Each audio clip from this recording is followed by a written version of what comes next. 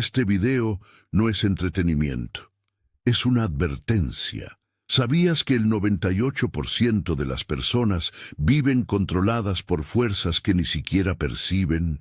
¿Te imaginas despertarte cada mañana sabiendo que la voz que decide por ti no es la tuya? Si alguna vez has sentido que la vida te arrastra y que tus decisiones responden más a un impulso repetido que a una elección consciente, hoy quiero invitarte a mirar esa voz a los ojos y descubrir cómo dejar de obedecerla. Quédate hasta el final, porque una sola idea puede romper esa prisión. Escribe en los comentarios: rompo hoy toda prisión mental y recupero mi poder. En los próximos minutos vamos a hablar de una prisión que no tiene barrotes visibles, pero que encierra igual de bien: la prisión mental. Vamos a identificar quién mantiene las llaves, qué llaves son, pequeños hábitos, ideas aceptadas sin examen y, sobre todo, cómo puedes empezar a recuperar tu propio mando. Te lo prometo con honestidad y sin promesas grandilocuentes. Hay un camino concreto para recuperar tu libertad mental. Y no es cuestión de suerte, sino de intención. Si sientes que esto te toca de cerca y quieres herramientas prácticas para empezar a detectar esos hábitos que te gobiernan, descarga el resumen gratuito en el enlace de la descripción. Será un mapa rápido para empezar a ver los muros. Napoleon Hill era un joven con pasado modesto y una curiosidad enorme. No nació en hogares de mucho dinero. Su vida temprana conoció limitaciones y, como tantos, buscó respuestas. Con los años se convirtió en investigador de una pregunta que obsesiona a cualquiera que busca sentido. ¿Por qué algunos triunfan mientras otros parecen condenados al mismo ciclo de frustración? Hill pasó décadas entrevistando a gente que consiguió resultados extraordinarios. Estudió patrones, repitió preguntas y tomó notas. El retrato general que dibujó no fue de talentos sobrenaturales ni de suerte incontrolable, sino de hábitos, creencias y formas de pensar que se repetían en quienes obtenían resultados. Pero su vida no fue un desfile de victorias. También vivió crisis. La Gran Depresión y otros golpes personales le demostraron que incluso quienes investigan el éxito no están inmunes a la caída. Fue en ese cruce de éxito aparente y fragilidad humana donde surgió una de sus ideas más potentes: imaginar una conversación franca con la fuerza que metafóricamente mantiene a la gente en estado de mediocridad. Esa conversación no es un tratado teológico ni una historia de miedo. Es una herramienta literaria para exponer cómo funcionan las sombras dentro de nuestra mente. Piensa en esa figura, a la que en la tradición se llama el diablo, como una voz interior que representa los patrones que te despojan de iniciativa. No se trata de una entidad sobrenatural enviando tentaciones a la carta.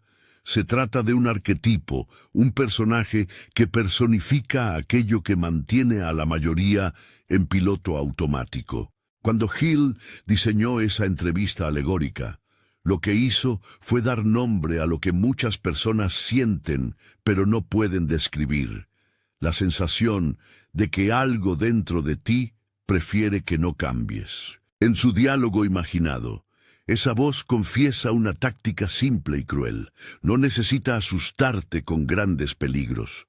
No necesita prometer riquezas rápidas ni lanzar maldiciones.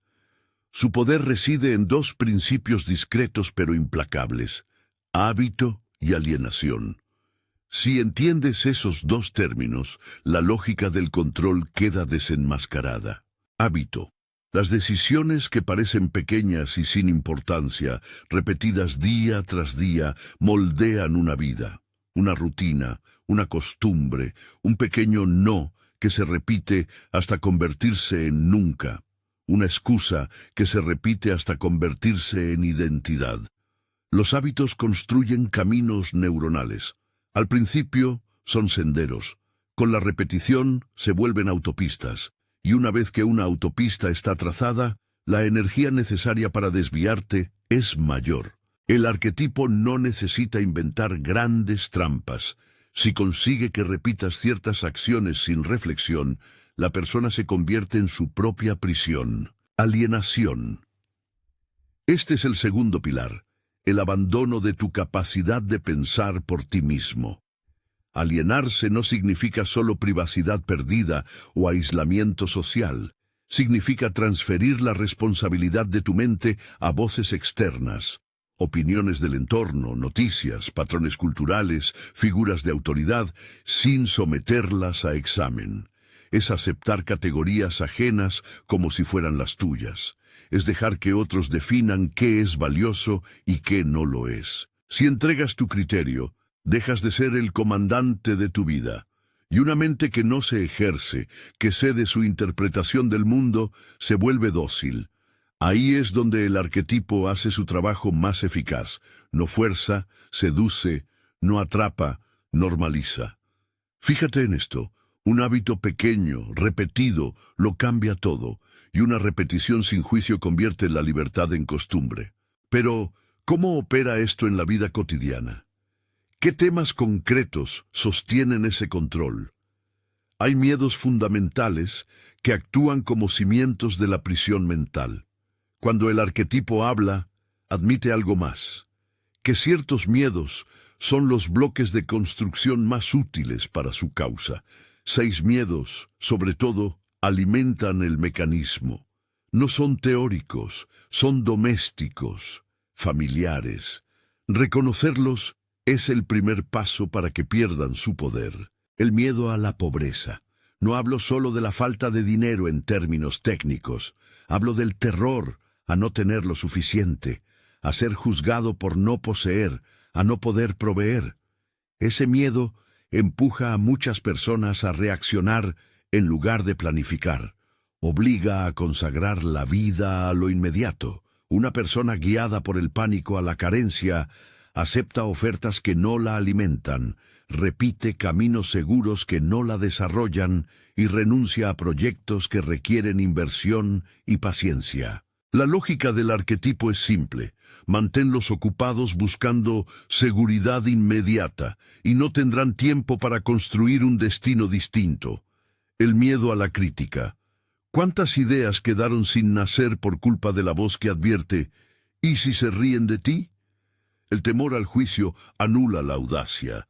Evitar la exposición parece sensato, pero a menudo es el disfraz elegido por la inacción. La crítica externa se convierte en regla interna, y así la persona no se permite ensayar, aprender o fracasar. Es más fácil no intentarlo que afrontar el rechazo, y eso es exactamente lo que el arquetipo necesita. El miedo a la enfermedad. No me refiero a negar la salud ni a trivializar el cuidado. Hablo del miedo que paraliza, que oscurece la agenda con «¿y si me pasa algo?». Quien vive gobernado por el pánico a la fragilidad tiende a reducir sus horizontes. La prevención, convertida en excusa, puede cerrar puertas. Existen formas de autocuidado que se vuelven muros. El miedo a perder el amor. Aferrarse por miedo a la soledad tiene un precio. Algunos permanecen en relaciones, trabajos o roles que no les permiten crecer por temor a quedarse sin compañía. Ese apego pasivo sostiene una vida de conformidad. El arquetipo, astuto, cultiva dependencia emocional, porque la persona dependiente es previsible. El miedo a la irrelevancia con la edad. La obsesión por no quedar obsoleto o acabado con el paso del tiempo produce decisiones defensivas. Estancamiento en lo seguro, renuncia a nuevas habilidades, miedo a reinventarse. El arquetipo se alimenta de esa resistencia al cambio, porque una persona que no se actualiza no complica la estadística del control. El miedo a la muerte. No como reflexión existencial profunda que puede ser liberadora, sino como pavor paralizante que lleva a abdicar de la vida plena por el temor a su fin. Cuando la posibilidad de perderlo todo se convierte en el filtro principal de cada elección, se renuncia a la audacia que define a quienes construyen un legado. Observa cómo cada miedo por sí solo empuja hacia la zona segura. más reactividad, menos iniciativa. Juntos forman una red que atrapa sin que el propio atrapado note las redes. Esto explica por qué tantas personas interpretan su situación como falta de oportunidad o mala suerte. Lo que llaman azar es, en muchos casos, la consecuencia de decisiones tomadas en respuesta al miedo. El miedo dirige la atención y la atención dirige el comportamiento. Y el comportamiento, repetido, es hábito. Ahora bien, ¿cómo reconocer si tú mismo estás en esa condición? Hay señales claras, rasgos que se repiten en quienes ya están dentro de la jaula mental. No se trata de etiquetar con crueldad, sino de señalar síntomas para que puedas diagnosticarte con honestidad. Baja iniciativa. Si esperas que las circunstancias cambien para actuar, has delegado la responsabilidad de tu vida a lo externo. La iniciativa es la primera línea de defensa contra el control. Consumo compulsivo de información sin acción. Pasas horas leyendo, viendo y consumiendo contenidos que te hacen sentir informado, pero no traduces ese conocimiento en trabajo. El conocimiento sin hábito de ejecución es una anestesia, aceptación de la opinión ajena como verdad. Si la voz más alta en ti es la opinión de quien te rodea, no la tuya, hay alienación. El criterio propio queda subordinado. Falta de imaginación práctica, no por ausencia de fantasía, sino por incapacidad para proyectar pasos concretos hacia un objetivo. Sueñas, pero no diseñas rutas. Reactividad emocional. Cada contratiempo desborda. La capacidad de sostener la incomodidad sin desatar una reacción impulsiva está limitada. La estabilidad emocional es una fortaleza en quien no quiere ser dirigido. Escasa capacidad para comprometerse a largo plazo. Si abandonas proyectos cuando aparecen los primeros obstáculos, el hábito de huida está instalado. El arquetipo no necesita que fracases, solo que te aburras y te retires. Estas características no son sentencia, son diagnóstico, y todo diagnóstico permite tratamiento. Antes de pensar en cómo construir el plan, conviene hacer un ejercicio breve de revisión. Tómate un minuto. Respira. Haz esta sencilla prueba interior. ¿Cuándo fue la última vez que diseñaste conscientemente un objetivo a 6 meses y trabajaste en él sin ceder ante una excusa? ¿Cuántas de tus decisiones diarias responden a lo que quieres y cuántas a lo que temes? ¿Cuándo aceptaste por última vez una opinión ajena como si fuera tuya?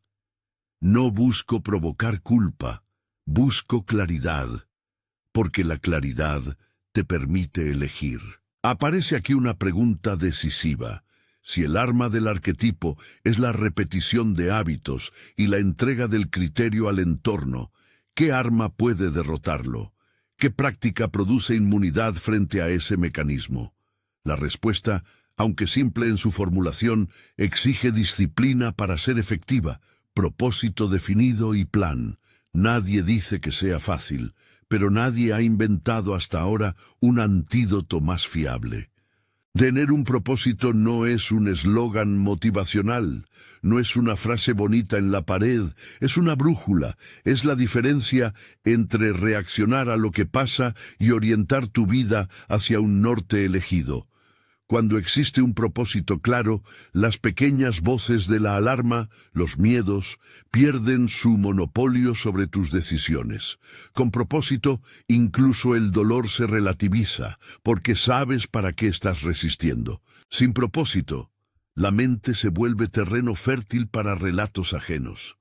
Con propósito, la misma mente se convierte en taller de construcción. Y si el propósito va acompañado de un plan, no vaga intención, sino pasos concretos, la probabilidad de ser dirigido por el arquetipo disminuye radicalmente. Un plan transforma deseo en rutina significativa, hábitos elegidos, no impuestos. Aquí conviene distinguir entre hábito impuesto por el miedo y hábito construido con intención. El primero te encarcela, el segundo te libera. Si quieres ser más inteligente que ese arquetipo, más inteligente que la voz que te empuja a conformarte, necesitas diseñar hábitos que sirvan a tu propósito. Eso exige 3 movimientos, que aunque los desarrollaremos con más detalle, quiero dejar claros ahora porque son la columna vertebral del cambio. Primero, reflexión honesta. Reservar tiempo para mirarte sin adornos. Preguntarte qué importaría dentro de 5 años si empezaras hoy. Identificar qué te consume energía y por qué. Esta no es introspección narcisista, es diagnóstico operativo. Segundo, compromiso con metas concretas. No promesas etéreas, sino objetivos con fecha, criterios de medida y rituales diarios. El compromiso crea el marco donde los hábitos útiles pueden nacer. Tercero, exploración de talentos. No se trata de una búsqueda mística de tu don en abstracto. Es un proceso práctico. Identificar lo que haces bien con menos esfuerzo, lo que te interesa persistir y cómo esas habilidades pueden formar parte de tus metas. Aquí, los arquetipos son un atajo útil. Nos ayudan a nombrar patrones de fortaleza que antes eran solo intuiciones. Estos 3 pasos no son un camino mágico ni garantizan resultados instantáneos. No prometo milagros. Lo que sí prometo es claridad. Si aplicas reflexión, compromiso y exploración de talentos con honestidad, la probabilidad de salir de la prisión mental se multiplica. Son las palancas concretas que desactivan la combinación letal de hábito y alienación. Imagina una persona llamada Laura.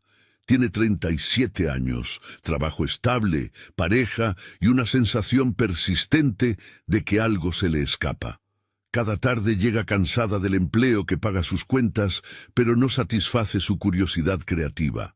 Pasa fines de semana investigando cursos, leyendo artículos, guardando ideas, y cuando llega el lunes, todo vuelve a un mismo ciclo. El miedo a perder seguridad la hace renunciar a dar el salto. Los hábitos pequeños, responder correos antes de cenar, ver series hasta tarde, dejar las ideas para el fin de semana, se han convertido en las vallas invisibles de su libertad. El arquetipo está cómodo. Laura está ocupada, informada y emocionalmente exhausta. No tiene tiempo ni energía para el trabajo profundo que cambie su destino. Laura podría empezar con la reflexión honesta. Escribir en un papel qué le importaría haber hecho a los 45. Luego, marcar una meta concreta. En 12 meses, presentar un proyecto que combine su experiencia profesional con su interés creativo. A partir de ahí, diseñar hábitos precisos. Dedicar 45 minutos al día, antes del trabajo, a construir ese proyecto. Reducir deliberadamente el consumo pasivo de contenidos. Buscar un mentor que guíe los pasos.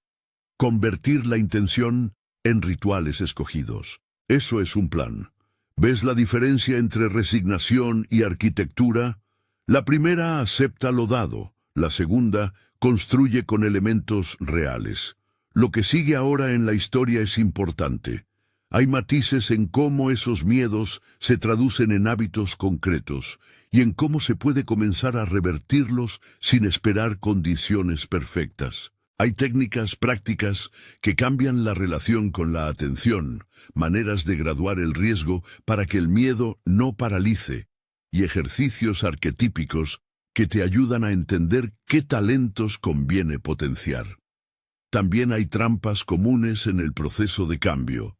Falsas soluciones que parecen progreso pero no lo son, y narrativas internas que deben ser puestas en evidencia. Pero antes de entrar en ese terreno más técnico, hay algo que necesito dejar claro para que no haya malentendidos. Cuando hablo del diablo como arquetipo, no estoy culpando a nadie ni sugiriendo que tu situación sea culpa de fuerzas oscuras fuera de ti. Estoy señalando una estrategia de control muy humana y muy sencilla. Crear comodidad para que la gente no ejerza voluntad. Ese arquetipo prospera cuando agradeces por lo mínimo y renuncias a lo posible. Él, esa voz, dice, Mantente entretenido, mantente ocupado, no pienses demasiado en tus metas. Y lo consigue porque confía en la inercia humana. La buena noticia es que, a diferencia de las fuerzas místicas, la inercia humana tiene antídotos demostrables. Se llaman intención y estructura. Fíjate en un detalle que Hill y otros observadores señalaron. La voz no tiene que ser ruidosa para ser efectiva. A menudo es sutil, paternalista incluso. Te susurra, no te arriesgues con ternura, como si te protegiera. Te ofrece la seguridad de no cambiar. Por eso la reconocerás no por su tono amenazante, sino por su insistencia en mantener el statu quo. La voz que te anima a quedarte en lo conocido no siempre se presenta como enemiga. Muchas veces se presenta como guardiana. Ahí radica su astucia. En esta batalla por la claridad mental, la primera tarea es aprender a distinguir criterios propios de criterios heredados. Pregúntate, ¿qué de lo que crees proviene de una experiencia personal reflexionada y qué proviene de la aceptación pasiva de lo que otros dicen? La segunda tarea es construir rituales que sostengan el propósito. No hace falta empezar con grandes sacrificios. Hace falta coherencia. 1 minuto al día de escritura consistente supera 10 horas esporádicas de inspiración sin método. Y hay una tercera cosa que conviene saber antes de avanzar.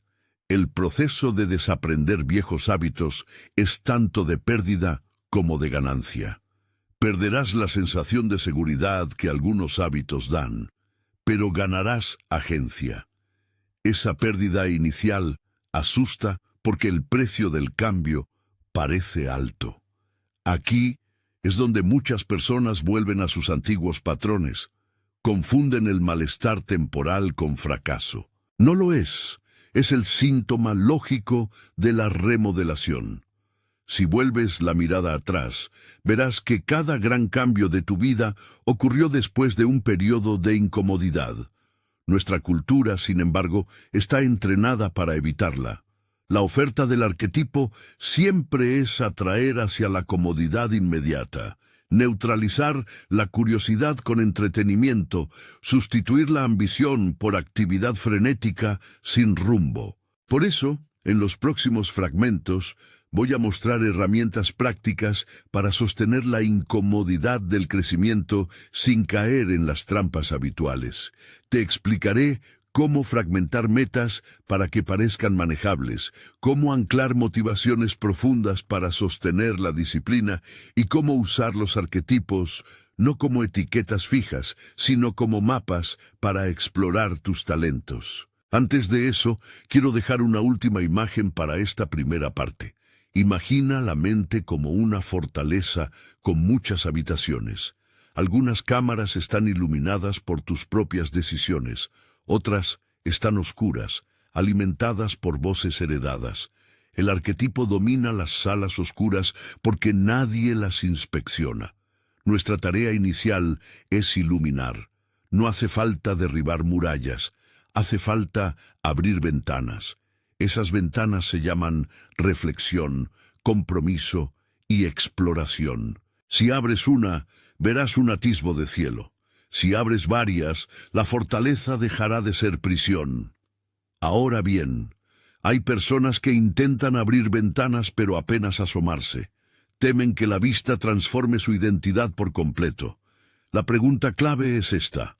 ¿Prefieres mantener la seguridad aparente de un cuarto oscuro o quieres conocer la amplitud de lo que podrías construir con la luz? No hay respuesta cómoda, solo hay decisión. En el siguiente tramo de esta conversación vamos a descomponer los 6 miedos en patrones conductuales concretos y a exponer las prácticas que permiten comenzar a actuar desde el propósito, no desde la reacción. Te mostraré estrategias para reconfigurar hábitos pequeños en acciones deliberadas, para recuperar tu criterio frente a la opinión ajena y para usar el concepto de arquetipos como herramienta práctica para identificar talentos útiles. También veremos ejemplos de personas comunes que paso a paso fueron más inteligentes que la voz que intentaba mantenerlas en su sitio. Pero antes de avanzar más profundo, detente un momento y escucha. ¿Qué voz dentro de ti se ha estado repitiendo con más fuerza últimamente? ¿La que te invita a conformarte o la que te empuja a crear? Reconocerla es el primer acto de ingeniería mental. A partir de ahí, cada elección será un ladrillo contra la prisión. Y si te resulta difícil escuchar esa voz con claridad, hay un ejercicio simple para empezar esta misma noche. Escribe, sin filtros, una lista de las decisiones pequeñas que repites cada día. Anota todo, desde lo aparentemente trivial hasta lo evidente. Esa lista será el mapa de la celda. Identificar los muros es siempre el primer paso para abrir la cerradura. Bien, sigamos. Ahora que has trazado la lista de las decisiones repetidas, ese mapa de la celda, vamos a transformar esa evidencia en trabajo concreto, no con teoría difusa, sino con pasos prácticos que puedas aplicar desde hoy. Primero, vamos a descomponer los 6 miedos en patrones de conducta muy concretos, para que veas cómo se traducen en hábitos diarios. Después, mostraremos técnicas comprobadas para reconfigurar esos hábitos. Y finalmente, te explicaré cómo usar los arquetipos como atajo para identificar talentos y diseñar un plan que haga imposible que la voz del arquetipo te siga gobernando. Empecemos por los miedos, pero ahora con ojos de artesano. Al tomar cada miedo, busca su manifestación inmediata en comportamientos repetidos.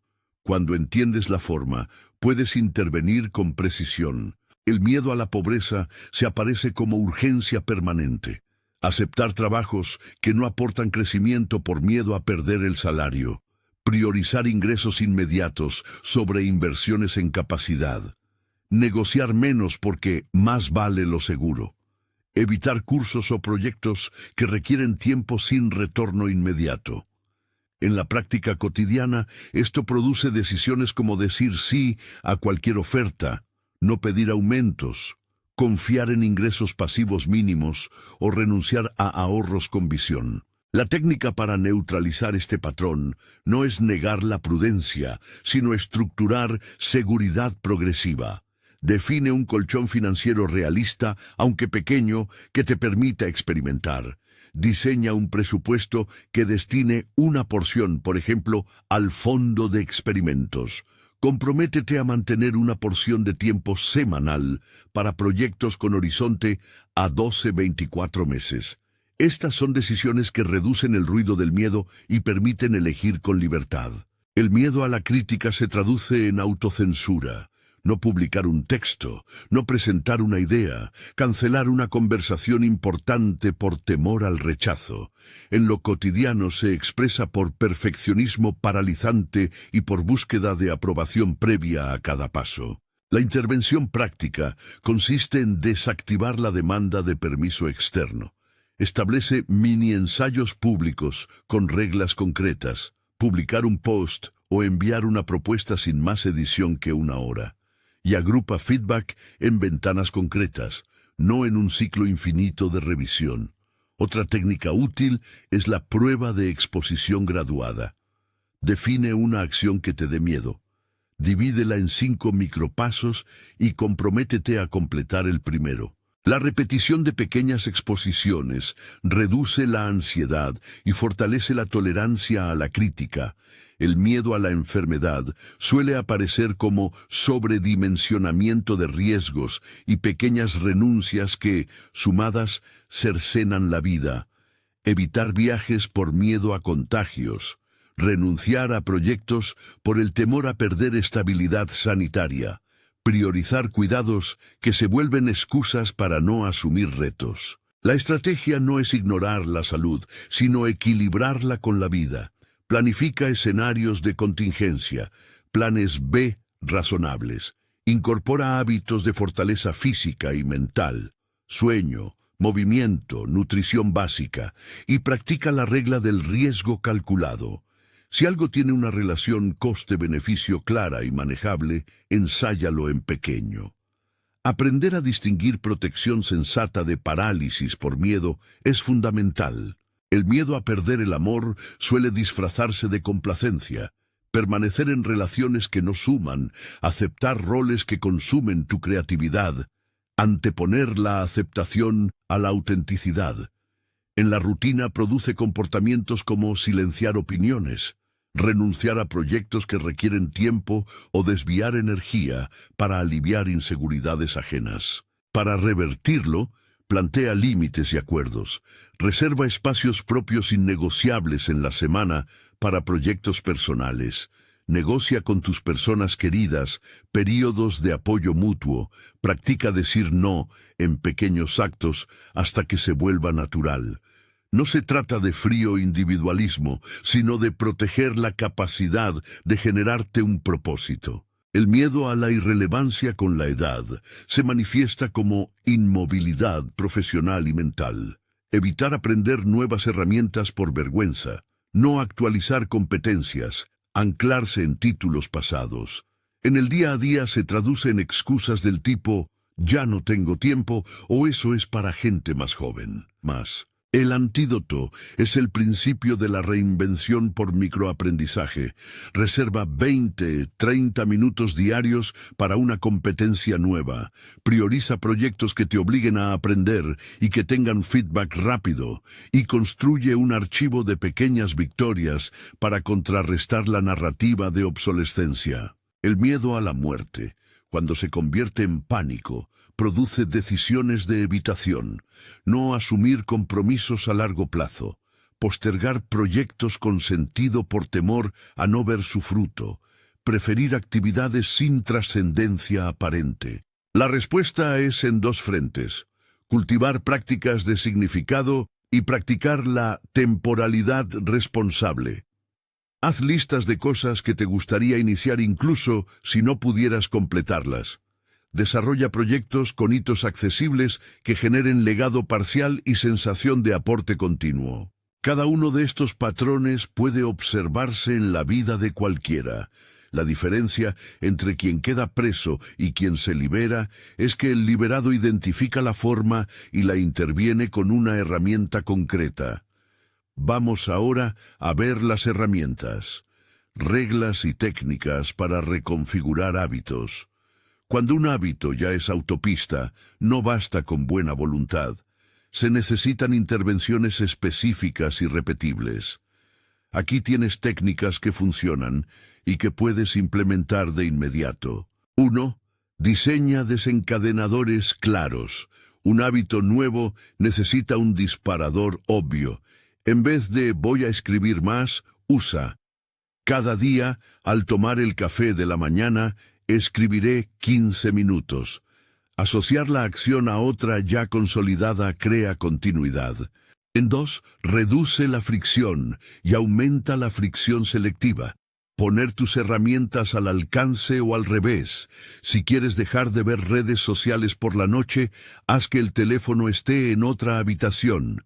Si quieres practicar guitarra, deja la guitarra en el sofá donde la veas. El entorno empuja decisiones. 3. Implementa la regla de los 2 minutos. Si una nueva disciplina te abruma, comprométete solo a 2 minutos.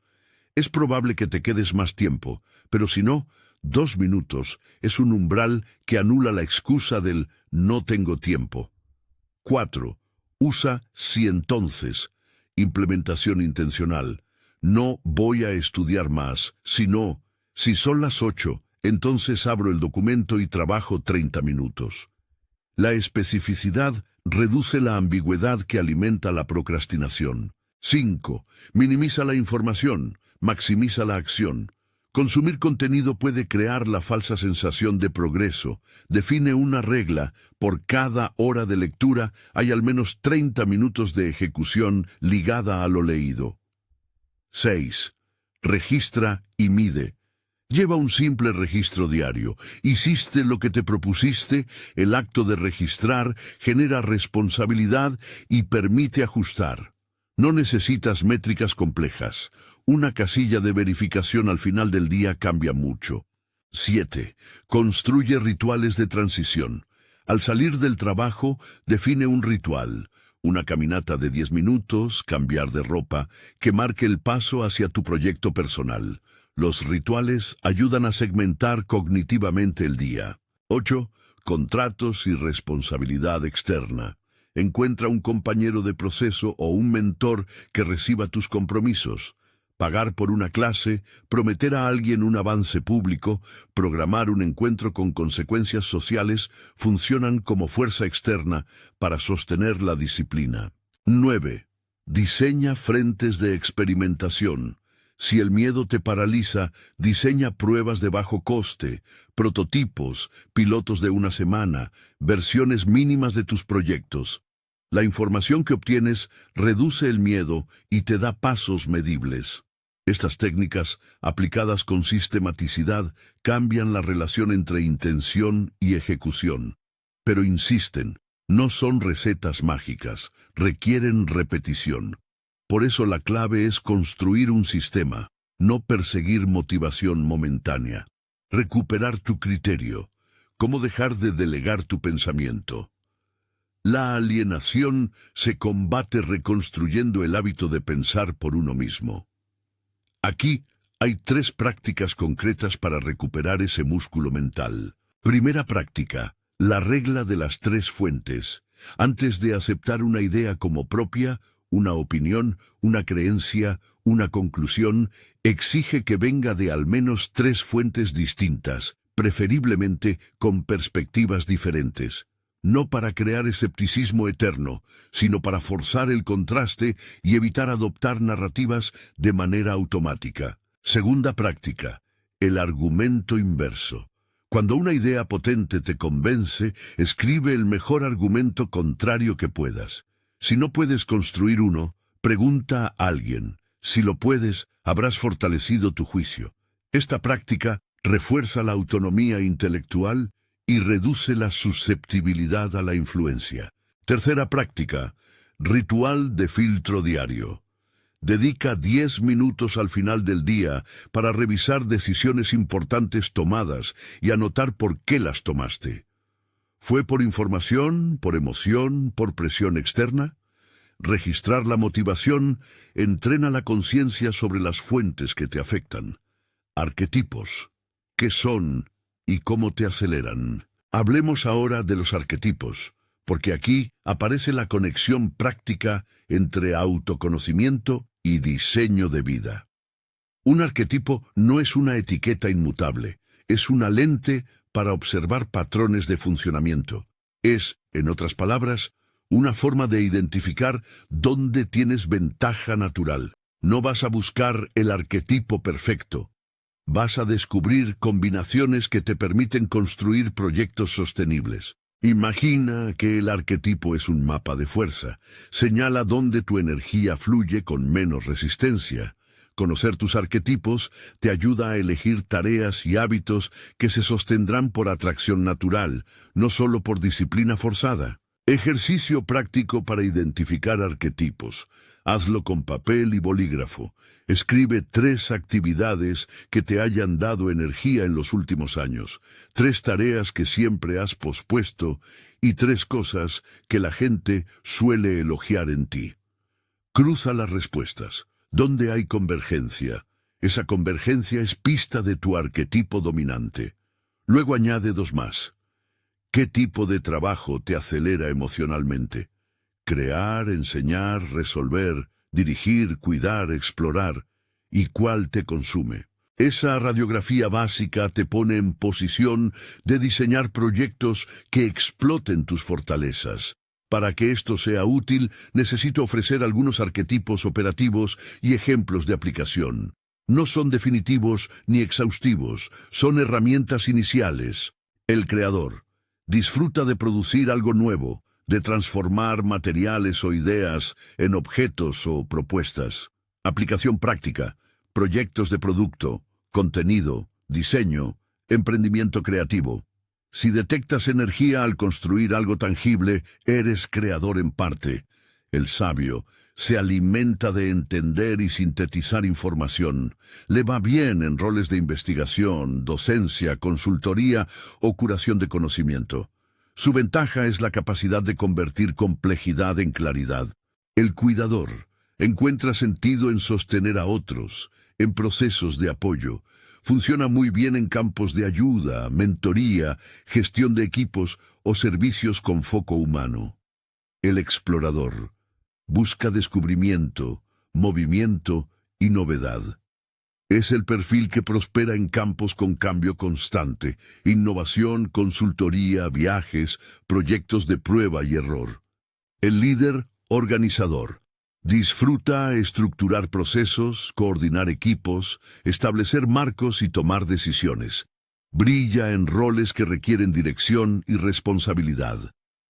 El comunicador se activa al contar historias, persuadir, mover a audiencias. Ideal para contenidos, ventas éticas, pedagogía pública. Para cada arquetipo, encuentra 2 acciones concretas que puedas hacer en 30 días para validar su potencial. Un microproyecto, una presentación pública, una colaboración. Diseñar experimentos cortos te dirá más que largas reflexiones. ¿Cómo usar el mapa arquetípico para construir un plan? Una vez que identificas tu arquetipo dominante y uno secundario, puedes construir un plan de 3 capas que funcione como antídoto contra la prisión mental. Proyecto, rituales y métricas. La capa 1, proyecto guía.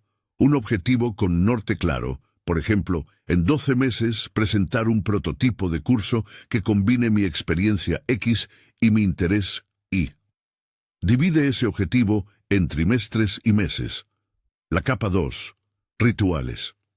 Hábitos diarios y semanales directamente ligados al proyecto, 45 minutos diarios de trabajo profundo, una llamada semanal de responsabilidad, un ritual de fin de semana para revisión. La capa 3, métricas y feedback. Indicadores simples que muestran progreso, número de prototipos creados, horas dedicadas, respuestas recibidas. Revisiones mensuales permiten ajustar. Diseña ese sistema con tu arquetipo en mente. Si eres creador, centra la energía en producción. Si eres sabio, en síntesis y curación. Si eres comunicador, en testeo público rápido. La clave es construir un ecosistema en el que los hábitos elegidos sirvan directamente al propósito, porque cuando hábito y propósito convergen, el arquetipo pierde poder. Pruebas de la vida real. 2 historias breves que ilustran el proceso. Primera historia, Laura retomada. Recordarás a Laura, 37 años, trabajo estable, ganas creativas. Empezó con el ejercicio de reflexionar qué importaría a los 45 y definió un proyecto. Crear una serie de piezas que integraran su experiencia profesional con su interés creativo. No hizo planes grandilocuentes. Implementó la regla de los 2 minutos que luego amplió a 45. Cada mañana, antes de trabajar, dedicaba ese tiempo al proyecto. Redujo deliberadamente el consumo de series a un fin de semana y asignó una responsabilidad externa. Cada mes debía enviar un avance a una amiga que le daba feedback honesto. En 6 meses, Laura tenía un prototipo y la confianza para presentar su trabajo. No hay historias de súbita riqueza ni milagro. Lo que hubo fue coherencia y diseño, propósito definido, plus pequeños hábitos elegidos, no salida de la prisión. Segunda historia. Javier, 52 años, técnico con miedo a la obsolescencia. Su arquetipo predominante era el sabio, pero con cierto miedo a la exposición pública. Empezó a aprender una nueva herramienta digital con 20 minutos diarios. Además, se inscribió en un grupo local que le pedía entregar un pequeño taller al cabo de 90 días. La mezcla de microaprendizaje y obligación social, contrato de responsabilidad, le provocó progreso real, nuevas habilidades, la construcción de un portafolio y la sensación de que el envejecimiento no era una sentencia de irrelevancia, sino un momento de acumulación de experiencia con nueva forma de aplicación.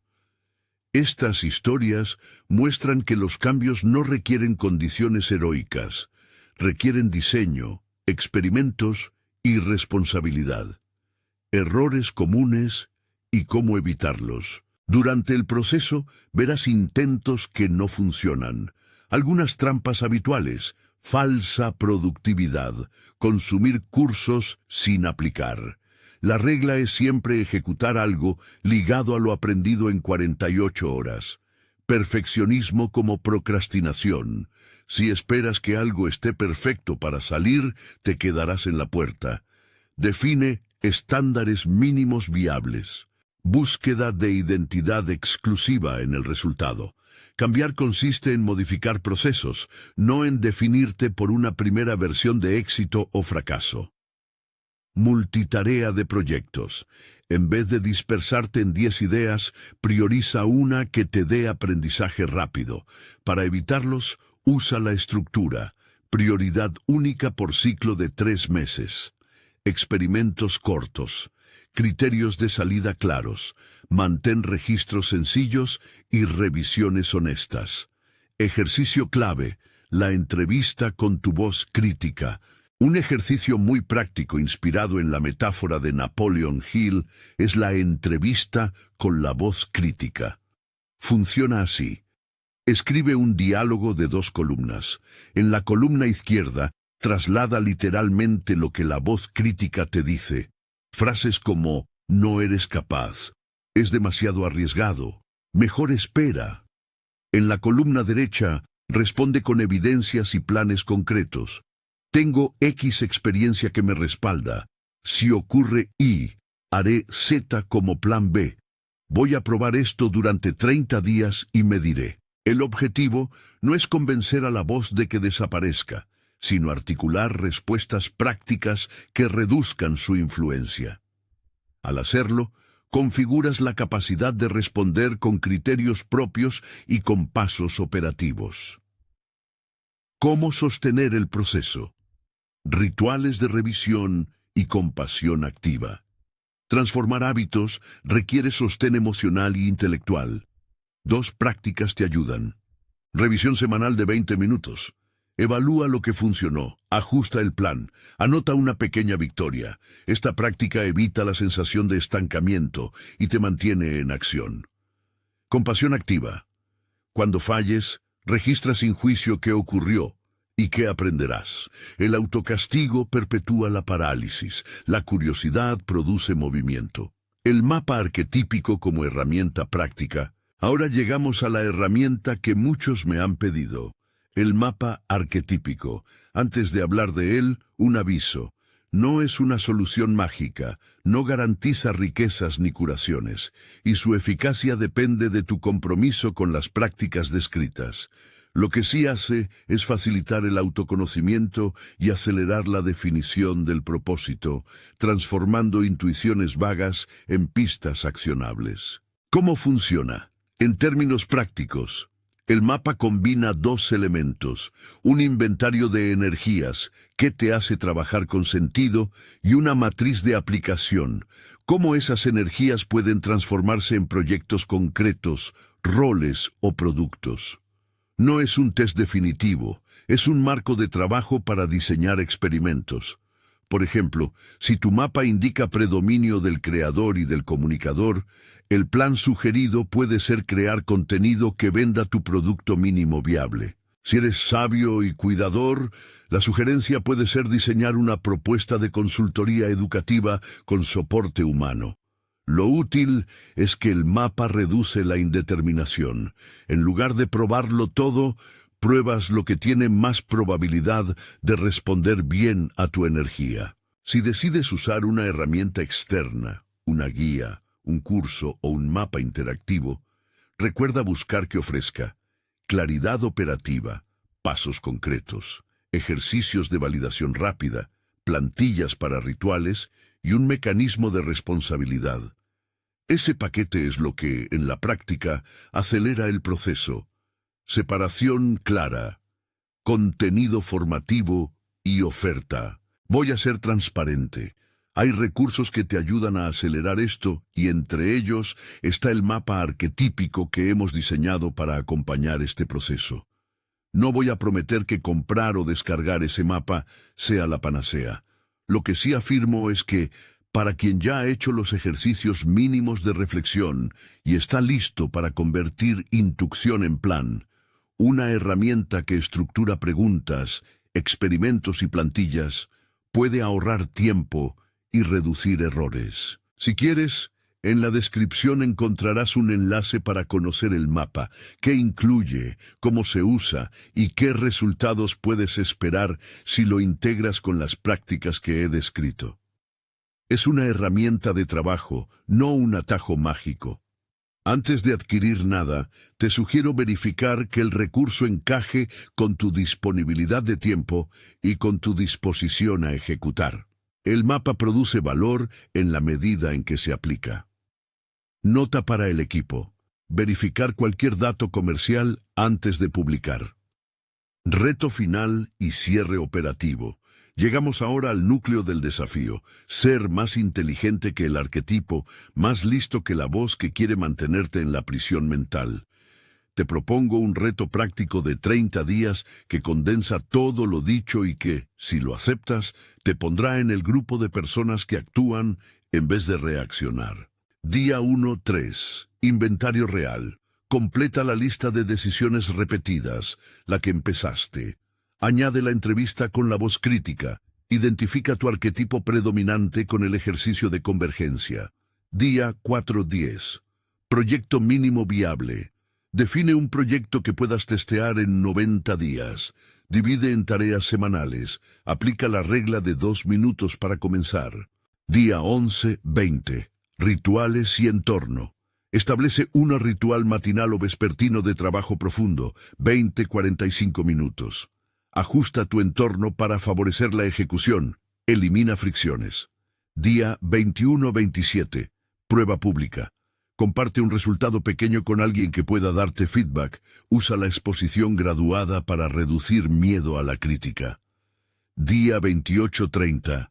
Revisión y ajuste.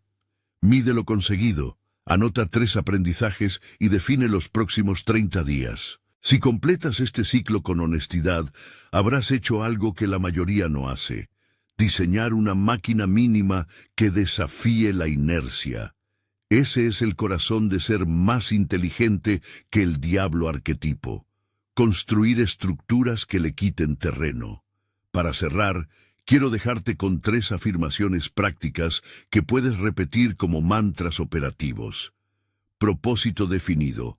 Hábitos escogidos. La brújula y la rueda. Pequeños experimentos. Resultados reales. La información vence al miedo. Arquetipo como mapa, no como prisión. Usa la identidad para construir, no para encasillar. Y ahora, la invitación final. Si sientes que ya es momento de pasar de la reflexión a la construcción, descubre el mapa arquetípico en el enlace de la descripción. No es una cura instantánea, es una herramienta para diseñar pasos claros. Úsalo si estás dispuesto a comprometer tiempo y a ejecutar, no si buscas recetas mágicas. El mapa te ayudará a traducir tus fortalezas en proyectos y a armar el plan que hace que la voz del arquetipo pierda su control. Antes de despedirme, un último desafío concreto. Durante las próximas 48 horas, elige una pequeña acción que sea contraria a la voz que te encierra. Puede ser enviar ese mensaje, escribir la primera página, reservar media hora para aprender, decir no a una obligación. Hazla y toma nota de cómo te sientes después. Ese acto, por pequeño que sea, es el primer ladrillo fuera de la celda. Puede ser más inteligente que el diablo, entendido como la voz que normaliza la conformidad, porque la inteligencia práctica no es un don, es una práctica. Elegir tu propósito, construir rituales y probar con humildad, transforma la inercia en elección. Te desafío a empezar hoy. Nos vemos en el camino.